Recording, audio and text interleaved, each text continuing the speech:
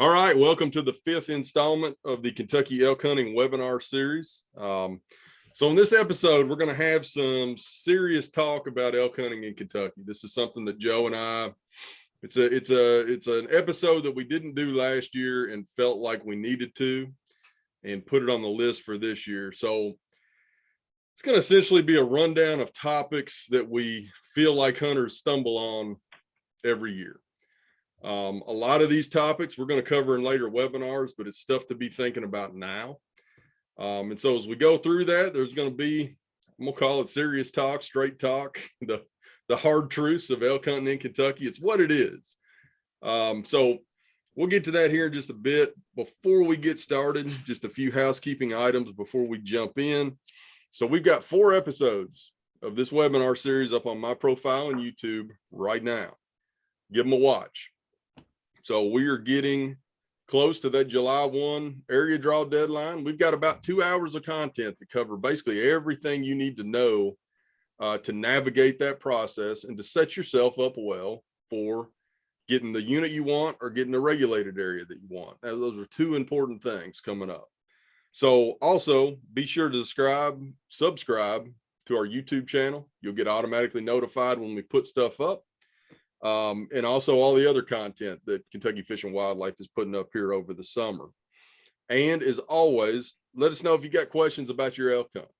So the calls have kind of slowed down a little bit. We're talking back and forth with some people that they're, in the process of doing their thing. I've got a few calls I need to get to this week, but if you have a question, give us a call. So we've got myself and Joe, Mark Peterson and Dan Crank, our other 2 elk biologists that'll be on a couple of these upcoming webinars. They are there to answer your questions.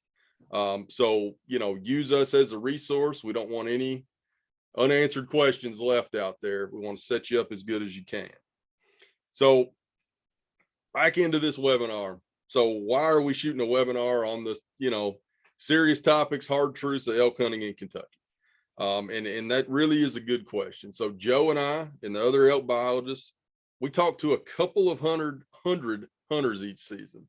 So if you remember, we've got 594 drawn hunters out there. There's a good chance we're talking to well over half of them in any given season.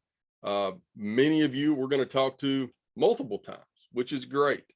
That's part of the enjoyment that I personally get going through this process, is talking with those people that have done the background work and that are asking good questions. So honestly, in almost every case, so those hunters that are unprepared for their hunt end up having, not a very pleasurable experience on their Kentucky elk hunt. We can glean that information. So everybody that's got an elk tag this year is going to do an end of the season hunter survey, which gives us lots of good information. We've got all that up on the web. You can kind of look into their experiences last year, but there's a section at the end of that where we have 4 written comments. And those comments vary from "this was the greatest experience of my life" to "I absolutely had a terrible time and I'm never applying for a Kentucky elk tag again." And honestly, I read them every year. Joe reads them every year. He crunches all that data and tries to summarize those written responses. Again, they're on the web in last year's survey, but I don't know if heartbreaking is the word for it, but a lot of times those people with the bad experiences are maybe people we never interacted with, or people that we interacted with like the Friday afternoon before their hunt started. Where they were just starting that preparation at that point, and it's, much too late in the game to do it. Or they had, a lot of times I feel like I'll talk to somebody who's like, "Oh, my buddy killed one here in 2009. That's where I'm going to go." Everything's changed. Nothing, the good old days of easily harvested elk are over. And, that's one of the points we're going to make, and we'll get to that towards the end. This webinar is not meant to scare anybody. It's meant to motivate. And I think our biggest goal here is to point out just what we've seen over the years of interacting with elk hunters and seeing the final results. And essentially we've got kind of 13 bullets on a list that we've got. Joe and I passed them back and forth earlier this week and kind of boiled them down. I think honestly we could have about 40 things on this list, but in the interest of trying to hit the high points, we've got 13. So this is definitely one of those webinars that you can listen to as a podcast. You can turn it on while you're cooking dinner. You can turn it on in the car, whatever you need to do, because it's going to be me and Joe. We don't have a lot of visuals. We just wanted to have some serious talk about what to expect. So, as I mentioned when we started, as I mentioned every webinar, and I think those folks that have called and talked to us or looked at our information on the website will agree that our number one goal over the summer is to help our elk hunters. And honestly, my goal is to have 100% success rate. That's unrealistic. It's hunting. Otherwise we'd call it the elk kill permit if it if it was 100, guaranteed 100% success rate. It's just not going to happen. And one point that really comes to the surface that Joe pointed out is that we are much more effective at helping people who are on top of things and who are doing their homework. I love helping somebody that's been to an area and scouted. We know, pretty much about every nook and cranny in the elk zone, and I can really help people that have laid eyes on their area. And, we'll talk about scouting. That's definitely one of the bullet points. So, Joe, before we jump in, do you have anything to throw in? No, like you said, just to reiterate, the whole point of this one is purely just to get some stuff out there in front of you guys to make you aware of it, things that we constantly hear about that maybe make someone's experience a little less enjoyable, or let's call it a missed opportunity, on some of the previous hunters' parts. Yes, it's not all inclusive. It's just some of the bigger stuff that we see, just to make you guys aware of, because there's a lot that goes into it. And most of our hunters aren't going to be from the elk management zone. You're not familiar with this, or it might be your first time even in that country. So we're just trying to get some of this stuff out in front of you, so you have time to prepare and think about it as the season goes on. Absolutely. All right, let's jump into number one. And this is one that the first couple of episodes have highlighted over and over, but do your basic homework. That's an important one. And we, Joe and the other folks in the elk program have spent lots of time preparing good information that is pretty easily digestible to get everybody dialed in on what they need to do. So two big sources of info, like we've said, my profile and the elk pages on our website. We got lots of good stats posted for the area draw. So I've talked to a couple people that are, everybody's in the midst of trying to figure out their strategy for the area draw. There's some great info that you can pull from last year's applications. How people selected, when, did units go to, take an RA, for example, did it go to everybody with a first choice? That's all stuff to be looking at. And then don't forget about the elk hunting unit and RA draw. We have people every year. There's throw me out. What's your estimate on the number of people that have 0 selections? I think last year was about 10%, a little over 60 of our hunters that made no selections. Right.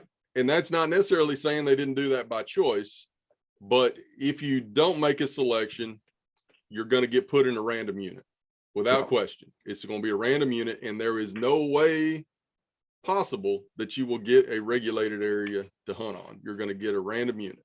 At least let's clarify, at least in the initial right, selection period. Yeah. So we've got the leftover draw opening August 8th. That's an opportunity to get into a regulated area for sure. So, if you want a random unit, great. Take your chances, see how it falls out. But, putting in the homework now to more or less figure out where you want to hunt, what unit you want to be in, and what RA, might best suit you is important.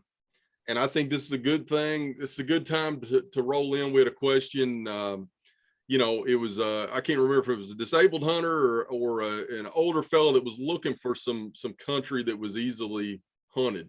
That's really part of the kind of the early, doing your homework part. We do have some regulated areas with good road systems that are going to be a little bit easier to hunt than, say, some of our big mountain public land, maybe down in Unit 3. So that's all stuff to be thinking about on the front end.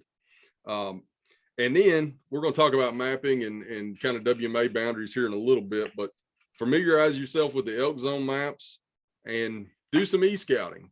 You know, turn on topo maps on Onyx maps, look at Google Earth, use the tilt to, see what kind of mountains we're talking about. And that may help, kind of point you in a direction that matches your abilities, or at least help you realize that we're actually talking about some mountains out here for sure. So any more on that first point? I don't know if you want to touch about it now or later. I think this might be a better part because we've already kind of discussed the area selection draw, but like you mentioned, you for sure are going to be placed into a random unit if you don't make any selections, right? That's just the nature of the beast. And even if you make all 5 selections, you spend a lot of time going into it and thinking about it, there's still a small chance that you might not get something that you want. Unfortunately, that's something that we just can't help. We try our best to make the best opportunities for everybody, but at the end of the day, the system we have in place is designed to distribute hunting pressure, and that's what we have. I don't think it's a reason to despair if you automatically end up somewhere that you didn't necessarily want to start with, because at the end of the day, you still have an elk tag, right? And if you're willing to put in some time and effort into figuring out this new place, wherever it may be, you still have a really good opportunity to get out there and hunt, right? There are people, countless numbers of people who've never been drawn for a Kentucky elk permit who would like to be in your position. So, I would encourage people not to despair if you do happen to get something that you don't want.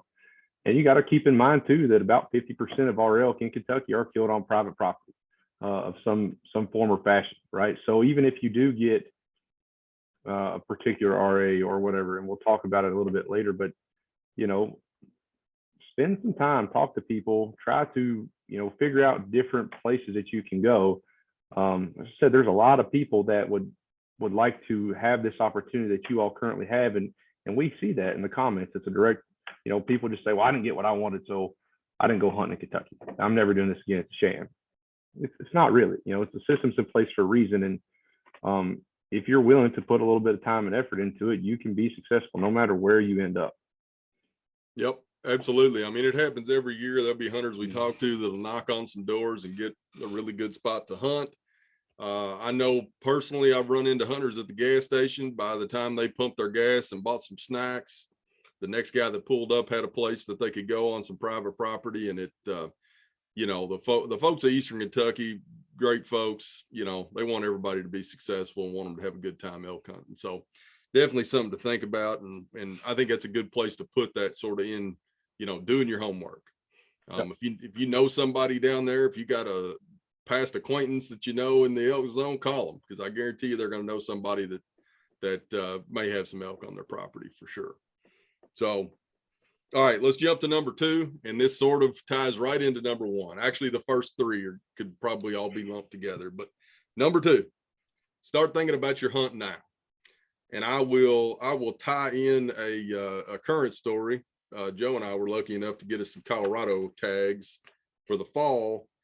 And we figured that out last Friday. That was the Colorado drawing, and I'm already feeling behind. So in some regards, the 2 of us are going to be going through the same thing that all the drawn Kentucky elk hunters are. So it's one of those things that I've been somewhat consumed with figuring out what gear I need and all that business. But a lot of the stuff we're talking today is actually stuff that I need to get deeper into my brain as we prepare for an elk hunt as well.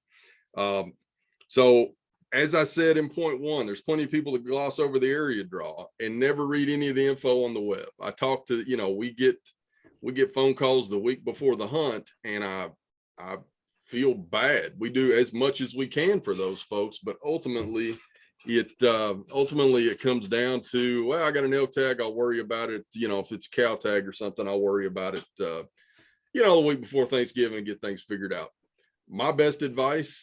Our best advice is to start thinking about it now. Really, when you think about it, the summer will fly by. Everybody's by nature busier in the summer. You got family vacations, you got different things going So especially for those archery and our bull gun hunters, you know, that are going to be hunting there September, first part of October, it's going to breeze right by. Be thinking about it now. That's my number one point that I'll make on point number 2 there. You good with that? I think you said it perfect. That works. We found out 3 days ago, and I do feel behind already. Yeah, a little bit. I mean, a little bit of a panic before we recorded this. Joe was talking about how the boots he just bought don't fit, so you know that puts you a little bit further behind. So, but we'll get to it. So, all right. Point number 3: plan on making a scouting trip. You know, we've got a couple of months before anybody's going to be hunting elk. If you can, I know gas prices. I filled up for like a $4.74 yesterday. It's not good, you know, when you're expecting at least a tank of gas to get to the elk zone and back. But do what you can to weave in a scouting trip. You know, plan this into your summer or fall, depending on what tag type you've got. You really, in my opinion, are at a serious disadvantage if you show up to your hunting unit completely blind. And that is something, you know, that's Joe and I talked about a Colorado tag. We're more than likely going to be showing up blind, unless I get a wild hair and drive out there this summer, which I'm thinking about. But nonetheless, it's not ideal. I've got some trepidations about showing up blind out there. I think it is very important to get a look at the land you're going to be on, to have some knowledge of the road system. I mean, a lot of this mine land country in East Kentucky, there's roads and places all over it, but they're not necessarily going to be readily viewable. You're not going to, you know, you might not even see them on a map. It's one of those things, just, you know, over the years, spending time working on my research project in Eastern Kentucky, it was highly advantageous for me trying to dart bull elk to know every topographical feature and little trail and everywhere in there, and there's tons of it. And so just getting out there and at least knowing the major road system, where if you're hearing a bull bugle 2 mountains over, you know that maybe I can save a couple hours and drive around this way as opposed to walking over 2 mountains. That's all important. If you just get down there on a weekend and take an off-roading trip and drive around whatever roads we've got on public land, that will be worth it. Get out there and see the country. You know, it all will make, especially, you know, our bull gun hunters have a 5-day season. A little bit of knowledge of the area before daylight cracks on opening day will really go a long way and add to that. You know, you're more effectively going to be able to hunt that 5-day period. My advice would be make it fun some way. Take the family camping. You go camping. You know, take a hike. Summer squirrel season, you know, I think is open maybe now. I don't know. And then obviously opens up mid-August. Go out there and squirrel hunt. Give yourself a reason to pack a gun around in the elk woods. It'd be a good time to find where the acorns are dropping. And honestly, growing up as a flatlander from far west Kentucky, I think at least my first trip to the mountains was pretty eye-opening in terms of I think I remember thinking, oh, these are actually mountains. So something to keep in mind if you're not from the elk zone. Joe, jump in. To build on this, I mean, I know, you know, like I said, gas prices are high right now, and it does, you know, it's a hindrance, right? Like it'd be something I could have done last year, you know, driving to our unit in Colorado for a reasonable price, you know, just ahead of time. It's not something I can really do now. But there are so many new things that are available, right? You can do e-scouting now, right? And you can like set a pin in a place and to get like a 360-degree view or roughly of it, you know, just get an idea of the area and the terrain. So at least you're doing something. And that way you know, you're not going in 100% blind. You still don't know exactly like maybe how the aerial imagery converts to real life stuff, but it's going to give you something to do that's better than nothing, and identify some extra places. And like you said, the road network is definitely challenging. You know, I've been down there. I worked in East Kentucky for like 10 years now. I still have to stop and think about sometimes, where am I going? How do I get there? And like you said, people aren't from the area, you might be 4 miles, 5 miles as the crow flies. It might take you an hour to get there on the road network. Nothing is straight. Nothing is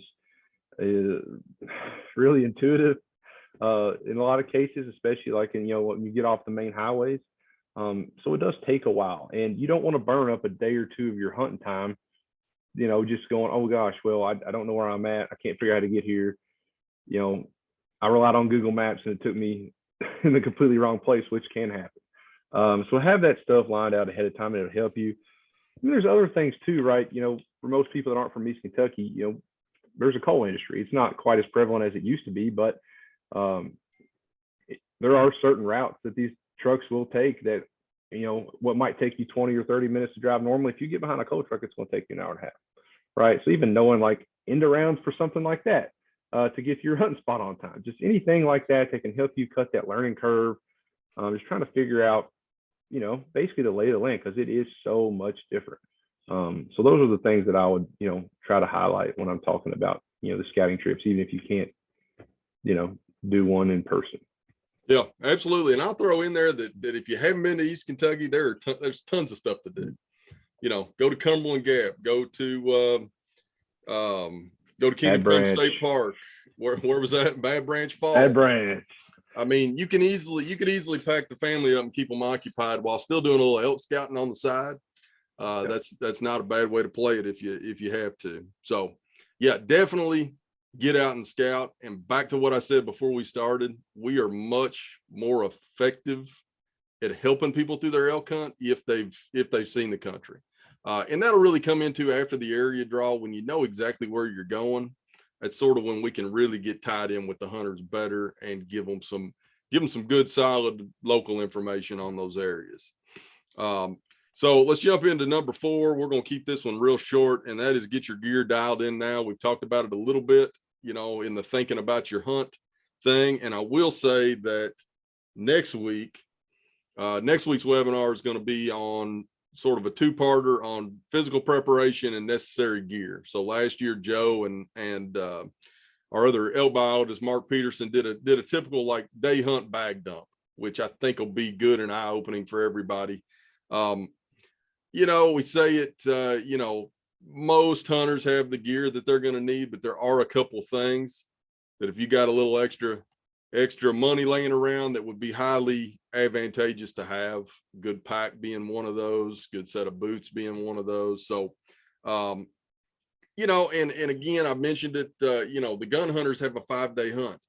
Don't go in with any, make sure your gear's dialed. You don't want it to break on day 2 and then you're out, maybe you miss an afternoon, maybe you miss a whole day of hunt. You want to be able to capitalize on those 5 days. So you got anything quickly to throw in? If not, we'll jump. Just the real life example of me right now, right? Don't wait to get some of these things that you're going to need, like a pair of boots, right? I got a pair of boots that I've had a similar style before yesterday, and they don't fit. Had I just waited, I'd be in a bit of a pickle, right? So the stuff that you need, go ahead and start looking at it, try to get it figured out. Because the last thing you want to do is, wait till 2 days before your hunt, you don't have it. Yeah, that's my real life example. That's current. Exactly. And I will say, and we're just in preparing for elk hunts and buying gear, everybody in the country is buying gear right now in the summer. I know a few things just in buying. I wanted a set of different hunting pants before I went out west a couple of years ago, and they were sold out about the 1st of June and never were back in stock till the next season. So get on that stuff fast. So we'll jump right into number 5, and it is simply listed as shoot. And it's something that I feel like most of my life I took for granted. You'd pull the deer rifle out, you'd shoot it 3 or 4 times on the bench a week before the season, you're ready to go. And that's one of those things that, shooting deer from a deer stand, that's a pretty good, maybe you got a nice rest, maybe you're used to that because you've been deer hunting since you were a young kid. Elk hunting specifically, you're more than likely going to be on your feet, you're more than likely going to be moving. You're going to be in terrain that you're not necessarily used to hunting in. So get your gun and bow out now, get familiar with it. one thing I will say that in many times, the thing that separates a successful hunter from those that are unsuccessful is their ability to make the shot that's given to them. Elk are big and tough. They, especially during bull season, if you're calling it elk, they tend to come in facing you. They've got no necessarily reason to give you a beautiful broadside shot. So you got to be able to make that shot because you might only get one opportunity at it. Another thing from my previous experience elk hunting was I vastly overestimated my ability to shoot off a tripod or a set of shooting sticks. I just thought that was going to be like laying on the bench rest with sandbags. I couldn't have been any more wrong. It was with an open-sighted muzzleloader, as the regs are in Colorado, but I just thought, all right, this thing's dialed, shooting good, been shooting it off a bench rest. I'm gonna take my sticks out in the back pasture and had some targets printed out on a piece of notebook paper. I wasn't hitting notebook paper at 100 yards, and it was a sobering experience. And to tie everything back into getting your stuff dialed now, this was like a month out from my hunt. So I could shoot it, as good as I needed to off sandbags, but I was another month and, probably 100 shots to where I felt confident off shooting sticks. That ultimately paid off. I was able to make a shot that was fairly long for, within the range that I was comfortable with, but it was a long shot and I had a moment to take it. Ended up coming home from Colorado with a bull elk. So practice. Be able to shoot in those odd positions. Whether it's shooting your rifle from a turkey hunting position, where anybody that's turkey hunted pretty comfortable with that. It might be leaning up against a tree. Practice that kind of stuff, that kind of weird shooting arrangements. I guess if that's kind of my number one point, because when that shot presents itself, and a lot of our bulls are going to be killed in timbered areas. You've got them walking between trees and stopping in little gaps. You've got to be able to seal the deal when you're given that gift of a bull elk that actually stops and looks around to see who's, see what cow's making noise and drawing him over. So, got to be able to capitalize on that opportunity. Joe? Yeah, I couldn't agree more. Elk hunting is a game of opportunities, and you might only get one. You want to make sure you capitalize on it. I mean, if you blow it out, you mess up, that herd that was on that small tract you're on is probably going to be onto another property. You might not be able to get back onto them again. I would encourage you while you're shooting. I know we talked about it some in the archery session, but run around a little bit while you're doing it too. Get your heart rate up, to try to simulate that adrenaline. For people who've never done it, even if you have, it's a huge thrill, right? Like that's part of the reason we all do this stuff, is because it is fun and it gets your heart rate up. But a lot of people just practice, like you said, on like a lead sled or sandbags, or your standard shooting 40 yards at a block target, right? Do something weird, different positions, get your heart rate up, try to simulate that real encounter the best you can, because more likely that's what's going to happen. You're going to either be like, oh, climb, he's right over this ridge, and you've got 3 seconds to make something happen, and your heart rate's beating and your glasses are fogged up or whatever, right? Just practicing some different stuff, get your heart rate up. Yeah, I'll agree. It's just a different experience than deer hunt, where you're sitting there calmly. I get buck fever like the rest of you, but at least in a deer stand, you're sitting there calm. You've got a little wiggle room to move and kind of that kind of stuff. It's just a different being on your feet, actually chasing them. And even for cow season, a lot of times to get that cow shot, you might have to run and try to get in front of, the herd's moving, feeding along. You might have to tuck around behind a mountain and get in front of them or something. You're going to be on your feet, stalking through the woods. And I feel like that's, even with turkey hunting, it's not necessarily something that applies. It's not skills that most of us that are deer and turkey hunters are gonna have, if that makes sense. Yeah. So, just walking around in the woods with your rifle and resting off a tree and seeing how that feels. Better yet, take a target out with you and set it up and try some different positions. So all good stuff. Shooting off your backpack, that's another one that I meant to throw in.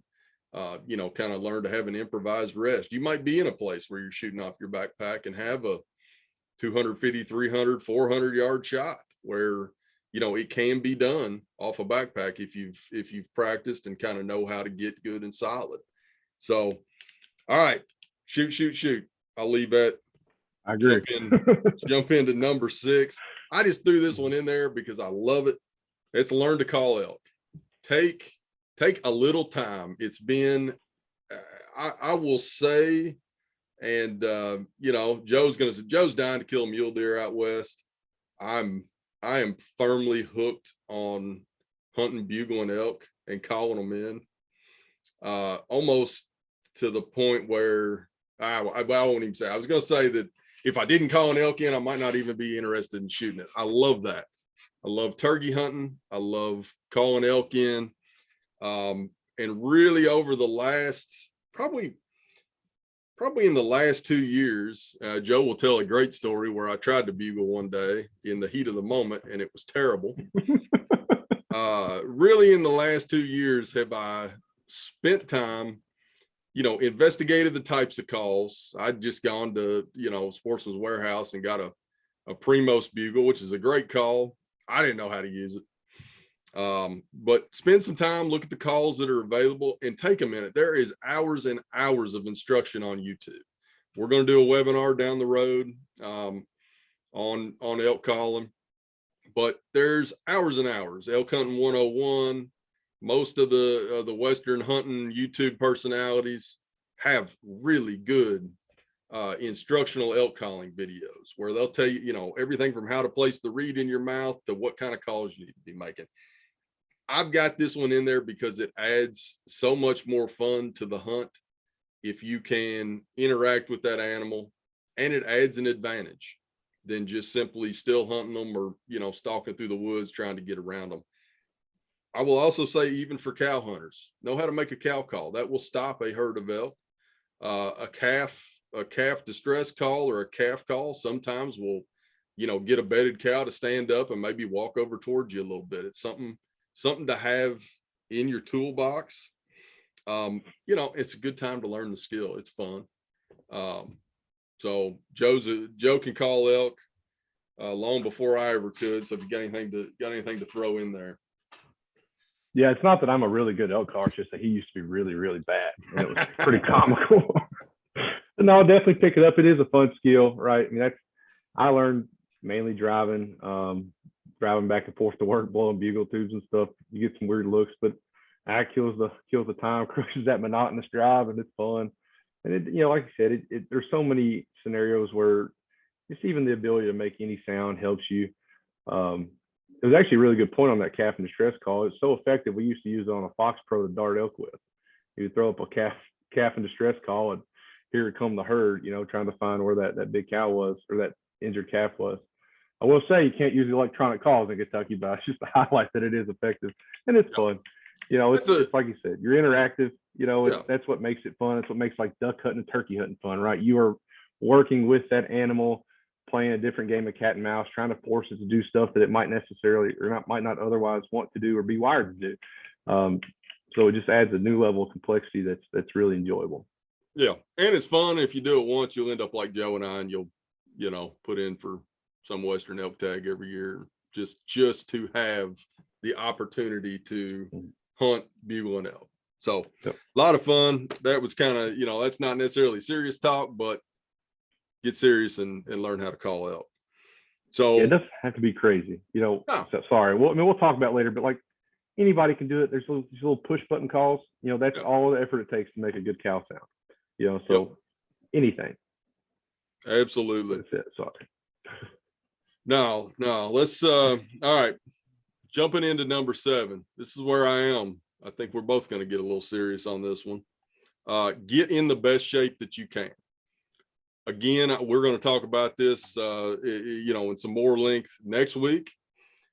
Neither one of us are medical doctors or exercise physiologists, but we've done it. We're in the midst of preparations this summer for hunting at what's probably going to be 10 or 11,000 feet out west. So I've got to double down on what I might normally do, you know, if I was going to be working in Eastern Kentucky.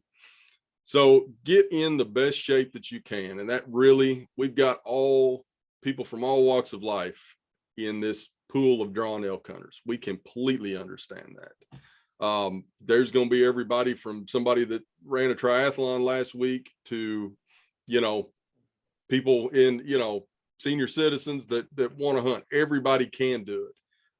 All we're asking is that you get in the best shape that you can. It doesn't have to be any kind of thing where you're going to the gym 7 days a week, getting out every day and taking a stroll. Just do more than you have done in the past, and I can promise you it will pay off out there on your elk hunt. So, you know, specifically this summer, I enjoy, I think in my kind of yearly routine is I'll tend to get in better shape in the summer, slack off a little bit in the fall. I try to get in pretty good shape November, December, January. We usually have our fire, wildland fire physical fitness test that motivates me. Also doing a bunch of our bear research in the winter and being in the mountains. And I continually hire, you know, a crop of, you know, early 20s technicians every year that I don't want to be out hiked by. So that's good motivation for me, but there are these kind of ups and downs in my year. And something like this elk hunt is just good motivation to get out there, make yourself healthier and put a big advantage, you know, put the ball in your court as far as being able to get up the mountain to that bugling bull. You know, it's one of those things that we talk to a lot of hunters that just simply didn't think they could go to where the elk were, or just didn't want to go to where the elk were. And that's understandable. I've said the same thing standing on top of a mountain before. But give yourself the opportunity to actually get there. Most people can, but put all the advantages you got in your court. Some of the simple stuff at its most simple, get out and do some walking. If you want to add to that, get out and walk with a weighted pack. That's actually the number one thing that I do that I think is effective for getting me in the exact type of shape that I need. You know, you're going to be walking with a pack. You might get lucky enough to have to pack an elk out, and you're going to be on some uneven, steep ground. So find that, put some weight in the pack, 25, 30 pounds, and get moving. You know, whatever else it takes, not a bad idea to hit the gym, do a variety of things, but at its bare minimum, get out and walk, get out and do some hiking, and that will pay off. Joe? Yeah, I couldn't agree more. Man, I'm guilty of as anybody else. The whole COVID situation has got me a little bit below where I normally am in terms of my activity level. So I'm definitely picking it back up. And, you know, the same way that I prepare is probably going to be different than everybody else. Like you said, just get moving. It'll make your body feel better. But ultimately, that type of stuff and knowing your limitations and how, you know, your level of fitness is going to determine what you can do on this hunt. And it'll tie directly into the next point that we're making, have a plan to get your elk out, right? Yep. If you know you can't do those types of things, and you need to plan accordingly, right? Or if you are in a little bit better, you know, shape fitness wise, and you're able to do a lot more stuff, you have a lot more options at your disposal. So I can't stress enough, you know, these mountains are not, they're not tiny. I actually had a comment from a guy who hunted from Colorado last year on our survey. He said, you know, I thought I'd walk into this place and it'd be a cakewalk. He said, they're not that tall, but I'll tell you right now, they're steep and they're hard. So, I mean, it's just a fact of, you know, reality in Eastern Kentucky. You just need to be in the best shape you can. And I said, it's going to determine the level of your hunt, not even your overall enjoyment of the hunt, right? If you're out there sucking wind the whole time, or you're afraid to go chase after these elk because you're waiting for one to be on top that you can drive to, I mean, it's a missed opportunity. You're probably going to go home unsatisfied when it's something you could have hopefully tried to address. Yeah, that's exactly. I mean, when we do our bear work in the winter, part of me getting in shape is just to make it an enjoyable experience. It adds to that, you know, I'm not tired and sucking wind all the time, and you can really sit there and enjoy the experience. So we will have that on a webinar next week. We'll talk a little bit more in depth, kind of what we do to prepare. And we'll also have some resources. There's some great resources online to prepare. So we'll get into all that stuff.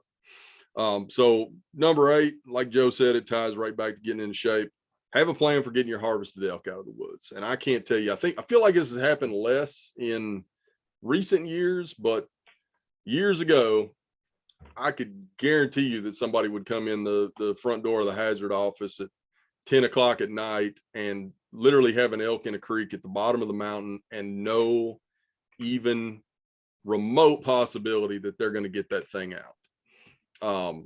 So, just us traveling around, taking samples from hunted animals. It used to be, I mean, we'd run into so many people in that pickle that, I would always carry a pack frame. I mean, there's no other way. Obviously, we're not going to let that elk spoil. No other way but then jumping in and helping. It just seemed like every corner you went around, somebody else was in that situation. There was years ago, a hunter called us, so we were sampling from the gut pile. So we asked hunters to call us when they killed. This was for a research project years ago. Well, his elk was in the bottom of the creek, but that's where the gut pile was. Sure. So we go down there and it was kind of like, what's your plan for getting this out? We were 1,000 feet off the top of the mountain. And, if you walk the creek out, probably 6 or 7 miles from anywhere you could get a vehicle to. And there was no plan whatsoever. He was just stoked to have an elk killed and was gonna wing it. So don't be that fella. Whether you bring a hunting partner, it's one of those things. Whether you coordinate with a guide as part of their service, that's an option. But it really comes back to know your limitations and then be skilled on how to properly care for your game. There's lots of nights during even the early archery season where you could hang an elk overnight and it would be fine. Quartered in a game bag, hung in a tree. Worst case scenario, you can drive out of there and, run through town and try to load you up a truck bed full of fellas that are going to help you pack it out. So having those skills to properly care for that game animal. So we will have, I think we've got it on the list. Yeah, somewhere on down the line. We're near season, I think. Yeah, about the first, I think I've got it on here, the first or second week of August. We've got one of our elk guides in Kega does a really good presentation on packing out an elk, brings up a lot of pertinent points. So be thinking about it now. Again, lots of stuff on YouTube. Randy Newberg does a great gutless quartering method video that I've personally watched. So have a plan to get it out of the woods. Got anything to add to that one? Nothing except you owe it to the animal, right? Yeah. Yep. Absolutely. We don't have a wanton waste law, anything like that, but you went out and took it, you harvested it, you owe everything in your power to get that thing out of the woods in an edible, usable function. Yep. And that's a great point. Anytime I approach an elk hunt, up until the kill, which not saying that happens every time, that ain't even work. The work starts when you got an animal on the ground. So I know people in Kentucky that have got in some pretty bad pickles packing elk out. Had a friend of ours that dropped his cell phone in the snow on a late season cow hunt, and everybody thought he was dead. So, it's one of those things that's when the work starts. Be prepared for that end of it. So, kind of segueing from that, point number 9, working through these, I think this is all good conversation. Point number 9 is have a plan and have a backup plan. And ideally, you want that backup plan to be almost as good as the primary plan. The plan B should be as good as the plan A. I say that because there's so many random things that can happen. And I've got a couple of things down here on my notes just from spending time in East Kentucky. You could have a road washed out. Or a new gate put up. or a random gate put up, the day before the hunt. You could have competition that you didn't anticipate in terms of other hunters using that area. And there's 40 or 50 things I could list off that could sideline plan A, and you want to be able to immediately jump to plan B. And I think sort of an idea that's inherent to our draw system here in Kentucky is, oh, I've got this RA, I'm good to go. Well, there could be a million things that happen to that specific RA. Number one, elk might leave. You know, their legs are 5 feet long. They all decide they want to pack up that night and cross the highway. Hell, they can be in a different unit in an hour.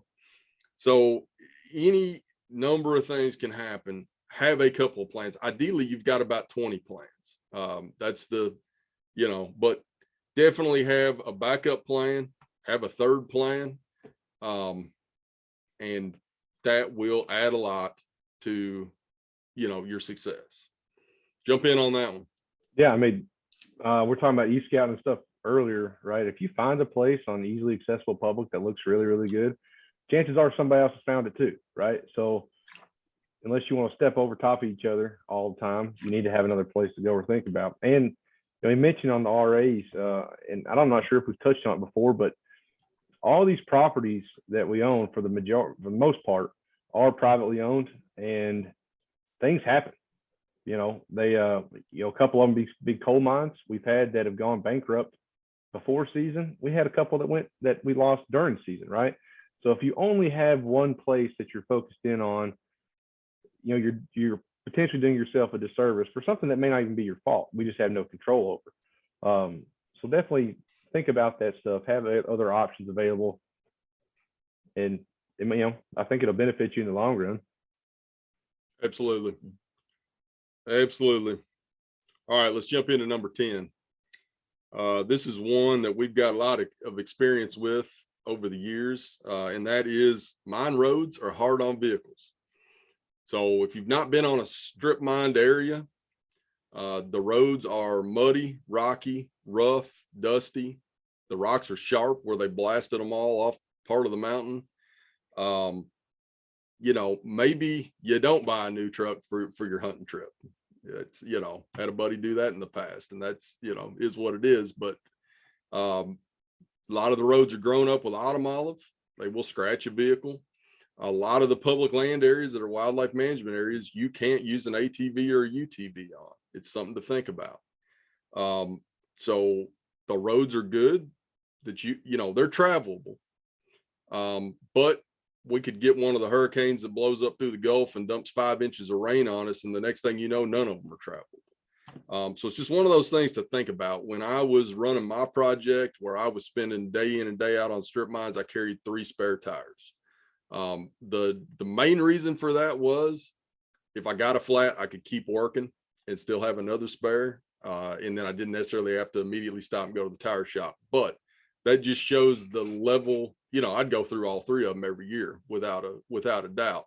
That just shows kind of it's different country than you might have been on anywhere else. So what Joe added in on this point was be self-sufficient. I mean, I've been hung up there 20 times. Joe hung my truck up there this winter without, you know, in a blink of an eye, he slid off into a ditch. Blamed it on my tires, wouldn't have mattered. The thing is, you know, be self-sufficient. Come along, tow strap, basic toolkit, shovels, know how to change your tire. Make sure you got all the tire changing stuff in your truck. We run into people with vehicle problems every single year. And this doesn't mean you got to have, you know, completely built off-road rig or an F-350, that kind of deal. You can get around on these places, you know, SUV. I'd even venture the, you know, a Subaru type kind of thing, but just be prepared and kind of know your limitations. A lot of these places, there might be limited cell service. You might be coming out from your elk hunt, especially in the early seasons after 9 o'clock, 10 o'clock in the evening. Not a good time to hang up a vehicle, not a good time to tear the oil pan off. That's when it's going to happen. Yeah, and it's going to happen. So be careful.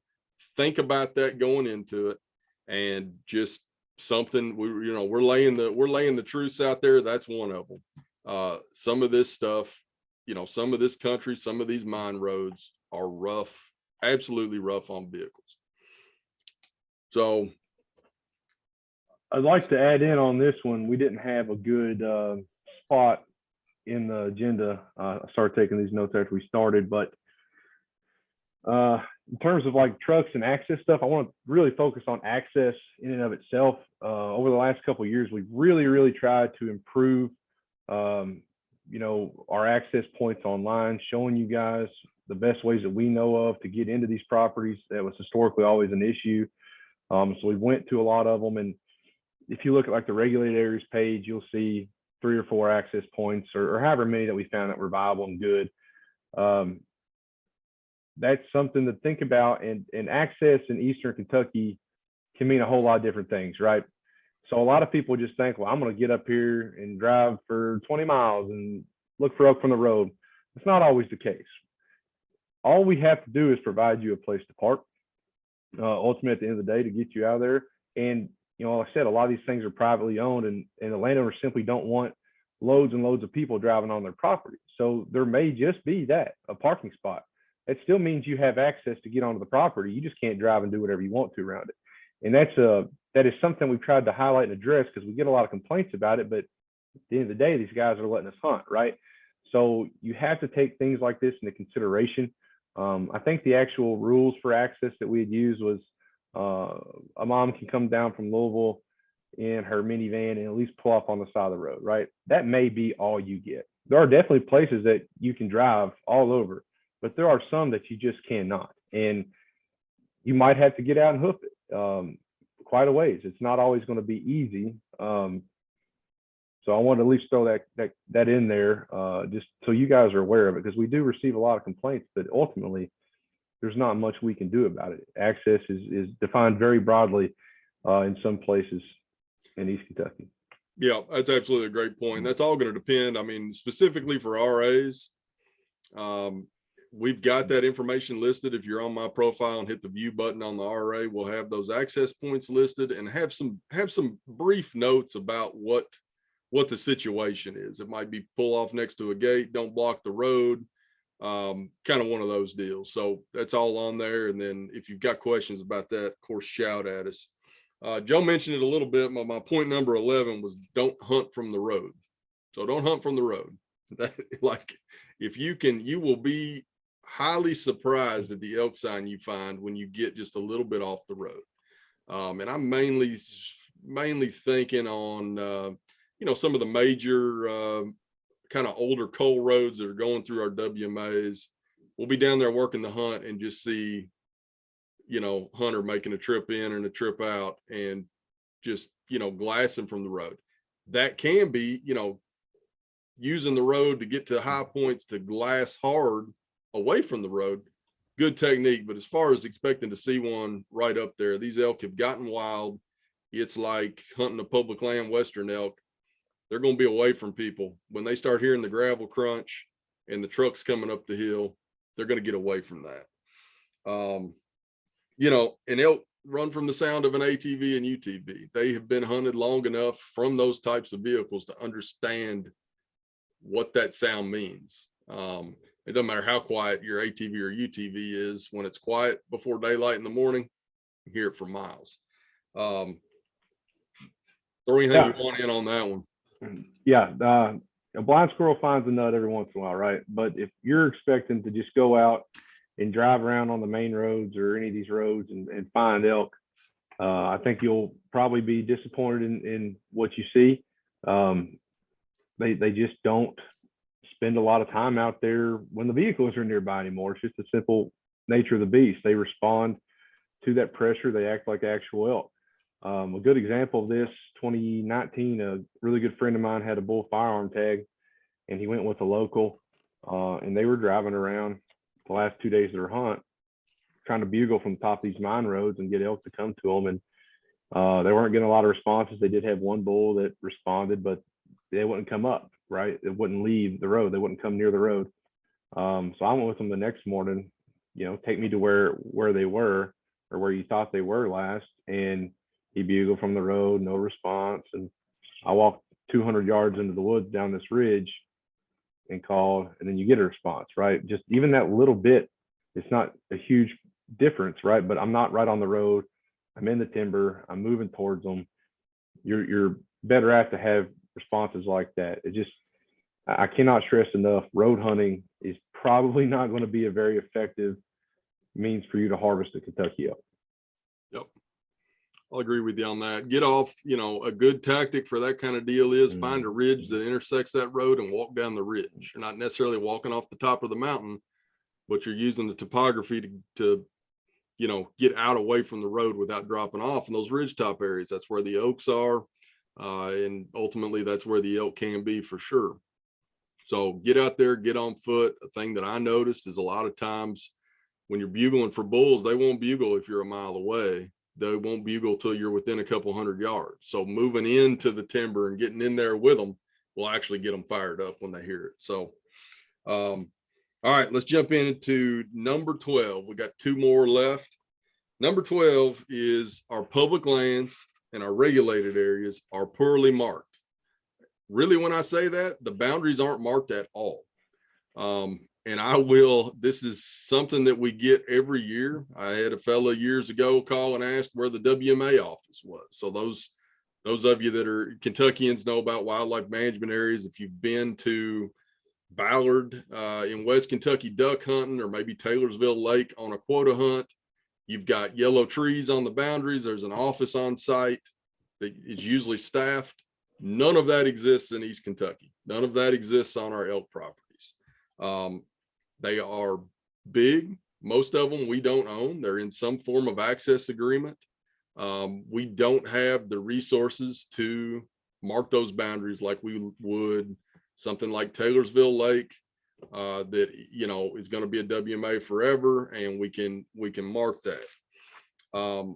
With that said, it is critically important to understand and figure out a mapping device, whether it's such things as Onyx on your phone, topographic maps, that kind of deal, and know where you're at.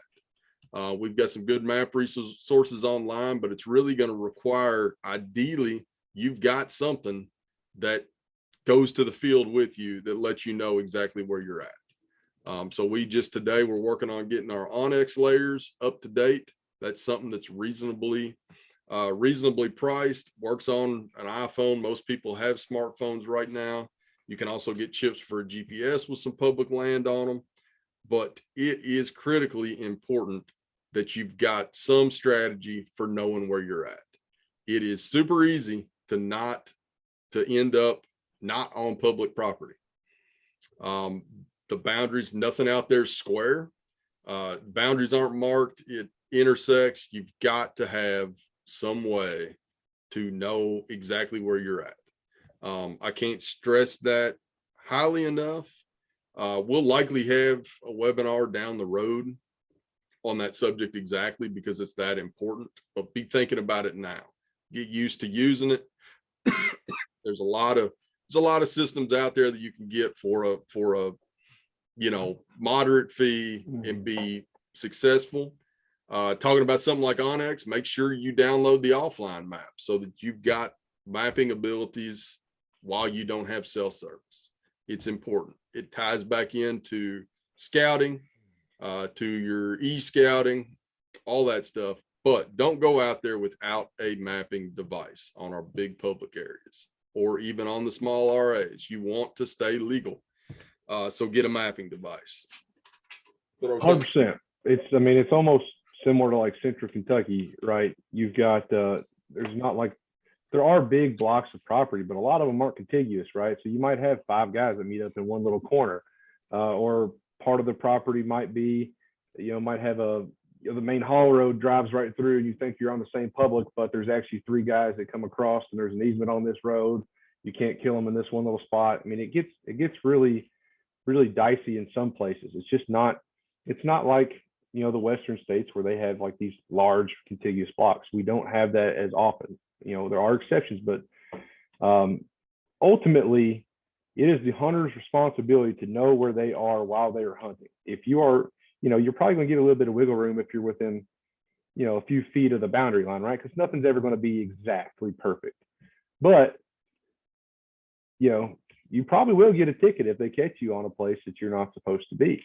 And like I said, just saying, well, the boundary's not marked isn't really a good excuse, because it's ultimately on the hunter themselves to know where they are. And we provide all the resources that we can. And there's so much stuff out there available right now. There's not really an excuse to not have an idea where you are. Yeah, I'll agree. And just to reiterate, a lot of these properties are private land that we have elk hunting access agreements on. It's not necessarily our land in terms of Kentucky Fish and Wildlife to manage. So mapping at your best, having an effective mapping system is your best bet while you're out there. All right, number 13. It's the one that probably everybody's been waiting for now that we've talked for about an hour, but feel like it's all good info. So Kentucky elk have gotten wise to hunting pressure. I'll say that again. Kentucky elk have gotten wise to hunting pressure. Those of you that had a buddy kill one in 09 somewhere, you know, maybe you killed a bull at high noon while it was out grazing. Those days are over. So putting on my elk scientist biologist hat, elk are very, very behaviorally plastic. And I will say that is they are very, very behaviorally adaptable. So, you know, they're also their food intake. So they're not really grazers, they're not really browsers. They instead live on this continuum that, you know, they can float between them really easily.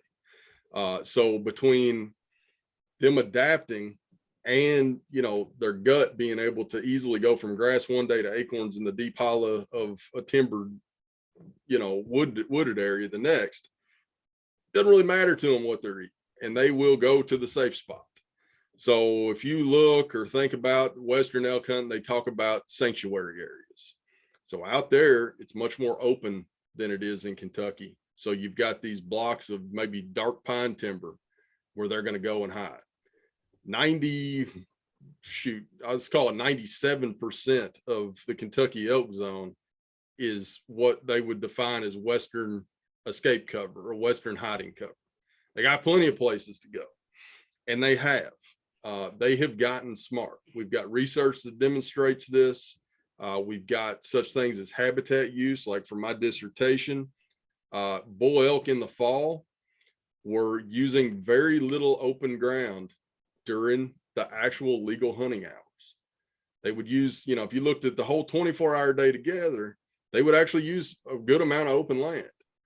It was all at night. It was all at night when they knew they were safe. In the daytime, you know, as the sun came up, they trickled back into the timber. They knew where they could hide. I can't stress this point well enough that, you know, their behavior has completely adapted to keep them alive, if that makes sense.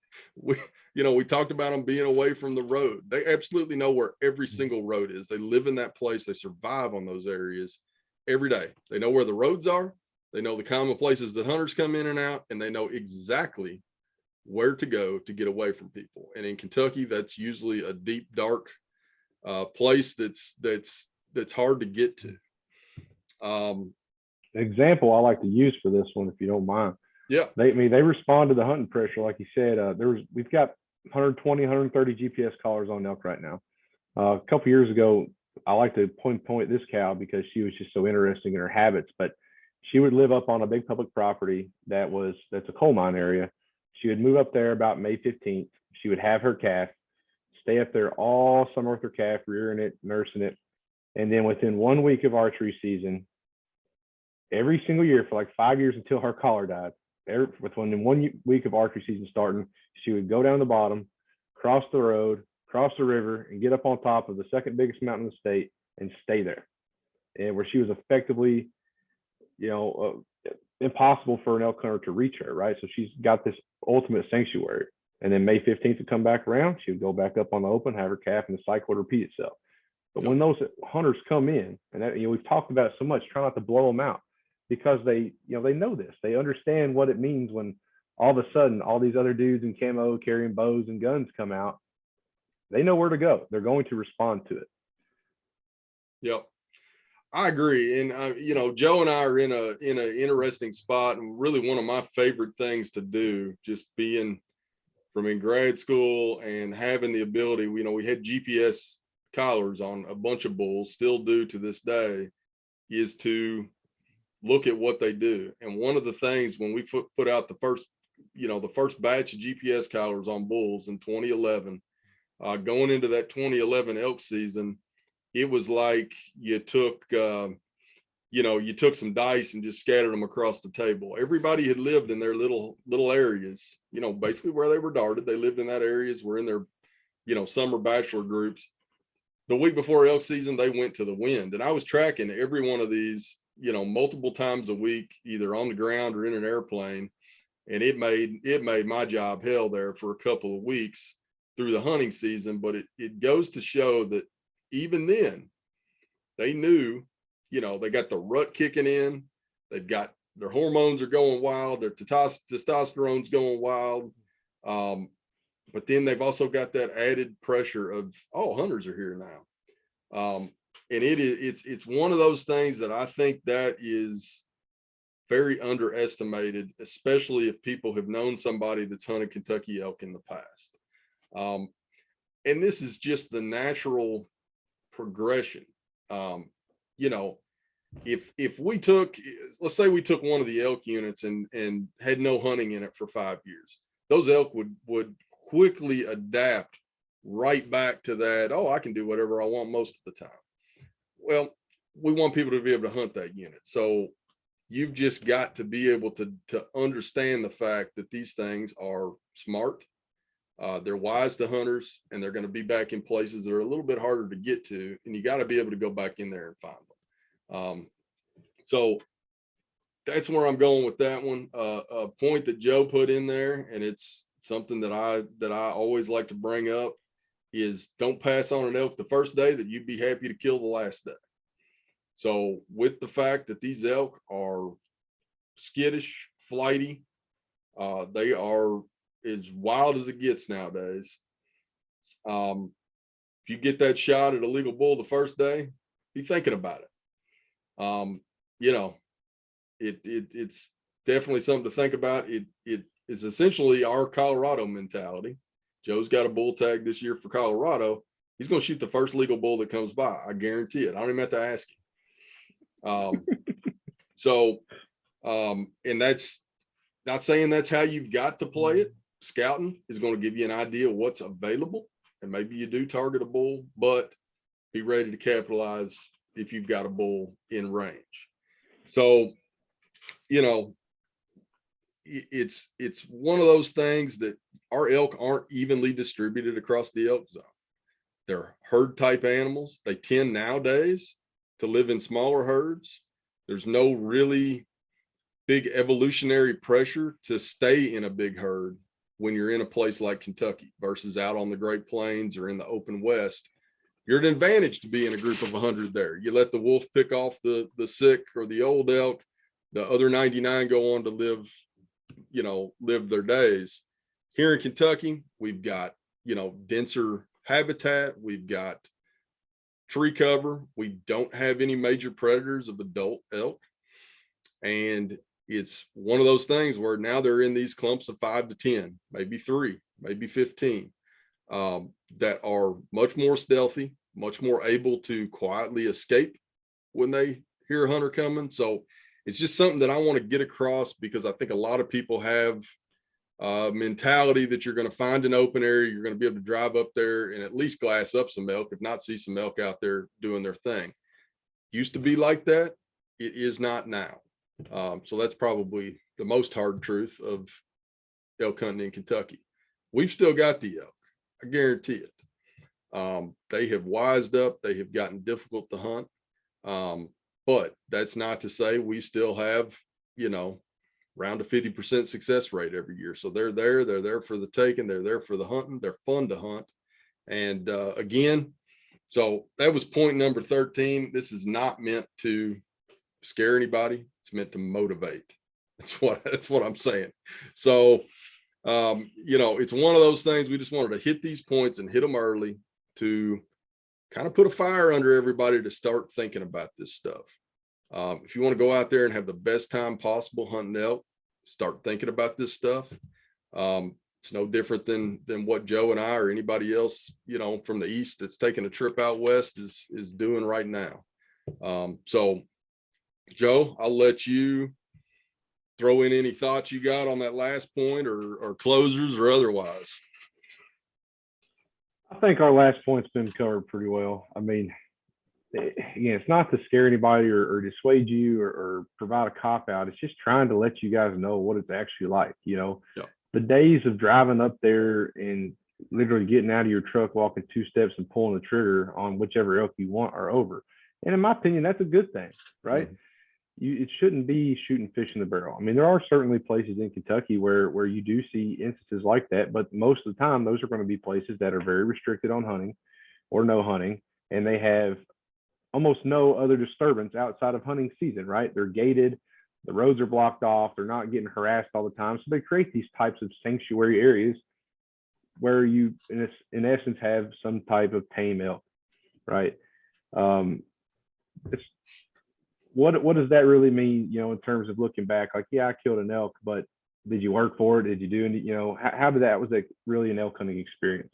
So that's kind of the point of this conversation, just to let you guys know some of the things that we've dealt with in the past, trying to get you guys, up to speed, and I don't want to say temper your expectations, but at least let you know like what it's really like.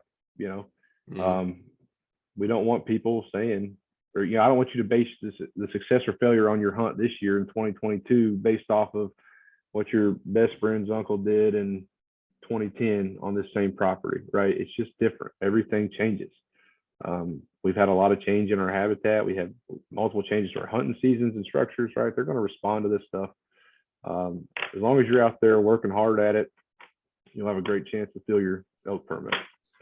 Yeah, and I will say, we'll take that a little bit further. A change that Joe made a couple of years ago for the 2019 season was actually getting rid of that big stretch of archery hunting that we had in October and November. And the major reason that we did that was to reduce pressure in terms of reduced disturbance and try to get them living a little bit more freely in these areas. If you run into a gate or you run into a sign that says no vehicular traffic, that's a strategy that we use to limit the disturbance in that area. It's a walk-in only type of area. These are all things that are big right now out west, and we're sort of seeing that come to fruition here in Kentucky.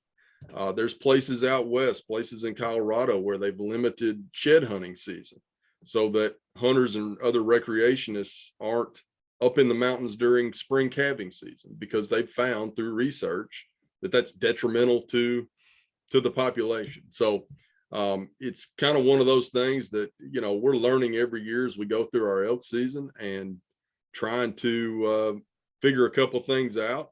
And as the herd grows and as hunter numbers grow, we're seeing some things that are common to out west, such as disturbance, the whole idea of escape cover. And it's really good. We've got a healthy elk population. We got plenty of elk to hunt. And as Joe said, we don't want to give you any false, illusions that they're going to be standing in every open field out there.